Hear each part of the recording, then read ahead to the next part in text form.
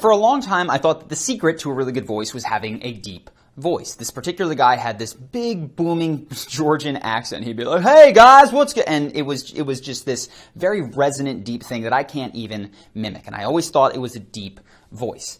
But then I would watch people like Kevin Hart, who's up here. There's a lot of people actually that I watch and go, wait a second, these guys are very captivating. People listen to them when they speak. They laugh at their jokes, but they don't have this deep voice.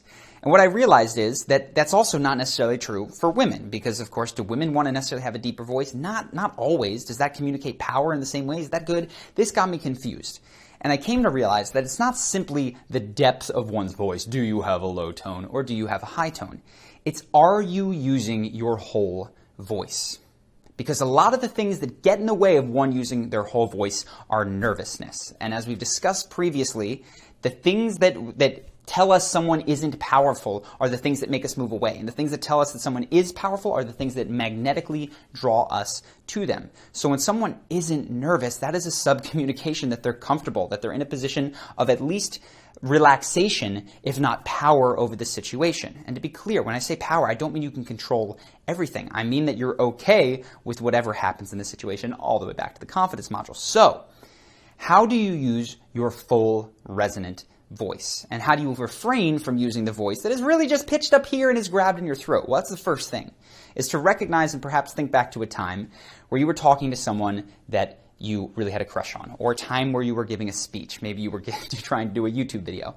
And what you probably remember is that your mouth starts to fill up with saliva, but you don't want to swallow, so you just keep going, and you're running out of breath, and as you continue to go, you just have to squeeze out every single thing that you're doing, and very, very quickly, your voice gets pinched. And it's because that nervous moment is telling you that you can't do normal functions like swallow any saliva that builds up in your mouth. You can't slow down. You can't take a breath. You just got to keep going, keep going. So the first thing that's going to help you have a much more resonant voice, your full voice, is slowing down.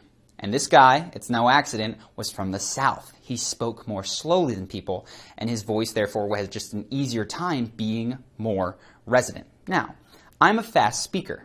It's not the only thing that matters. The second thing is, are you taking that time to breathe deeply, right? So are you going, take a breath right now, and if you can, stand up and do it. Put your hand on your chest, put your hand on your belly button, and take a breath. The question is, where do you feel it? Do you feel it mostly up here or mostly in your belly? For a lot of people, they take a deep breath up here. They're used to breathing in the doctor where he goes.